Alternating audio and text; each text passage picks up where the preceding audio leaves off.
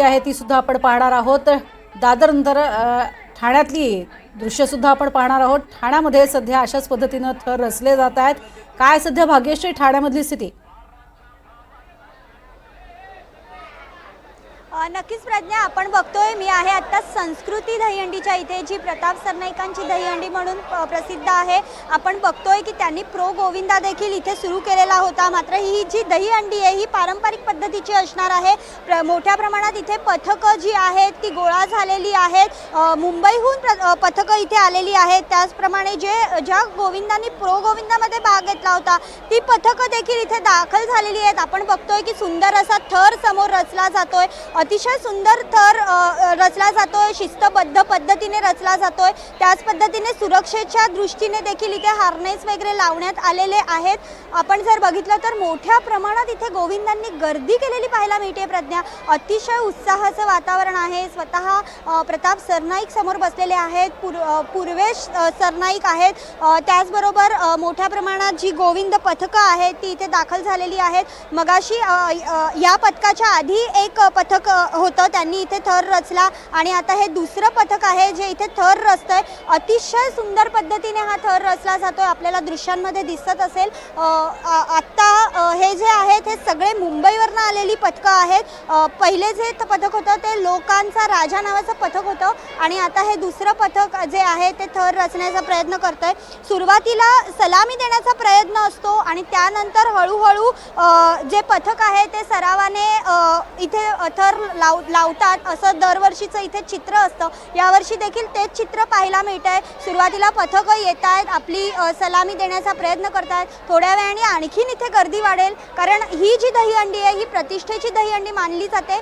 25 लाख रुपयांची बक्षिसं जी आहे ती या दहीहंडीमध्ये लावण्यात आलेली आहेत प्रज्ञा। नक्कीच, मात्र आपण बघतोय की किती मोठ्या प्रमाणात इथे सगळी गोविंदा पथकं दाखल झालेली आहेत। कोणकोणत्या विभागातून आलेली ही पथकं आहेत? कारण संपूर्ण आपण बघतो की मुंबईच नव्हे तर मुंबई, ठाणे आणि आसपासच्या बऱ्याच परिसरातनं ही प्रॅक्टिस करून सगळी पथकं दाखल होतात। कुठून कुठून आलेली आहेत ही पथकं?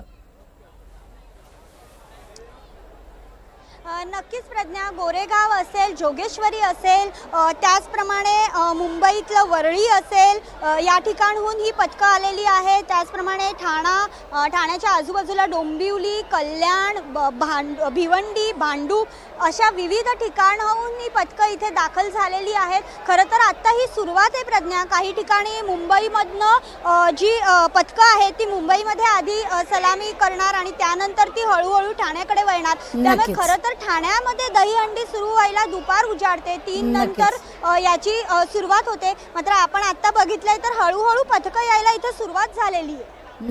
नक्कीच तुझ्याकडे आपण येणारच आहोत। मात्र सध्या आपण ही दादरमधली सुद्धा दृश्य बघतोय। दादरमध्ये सुद्धा वेगवेगळी पथनाट्य सादर होत आहेत, जनजागृती केली जाते। दुसरा, सायबर फ्रॉड बाबत केलेलं चिकित्सक समूह पाटकर वर्धे कॉलेज अप्रतिम, जे आजच्या काळात लागू आहे, अनबिटेबल, आणि याच्यातून समाजाला अवेअरनेस दोन्ही कार्यक्रमातून जाणं महत्वाचं आहे। ते तुम्ही 100% साध्य केलंय। जय हिंद, जय महाराष्ट्र। मंडळाच्या वतीने मंडळाच्या वतीने मी पुढे साहेबांना विनंती करतो, त्यांना पण साहेब आमचं एवढं प्रेम आहे की तुम्हाला 2 मिनिटं थांबायला सांगितलं। त्यांना एक शेवटचं तुमच्याकडे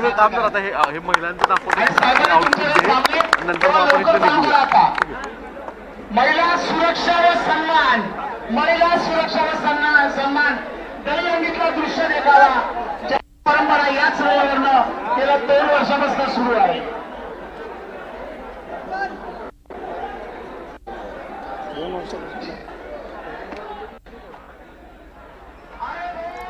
या सगळ्या घडामोडींवरती आणि दहीहंडी संदर्भातल्या बातम्या आम्ही तुमच्यापर्यंत पोहोचवतच राहणार आहोत।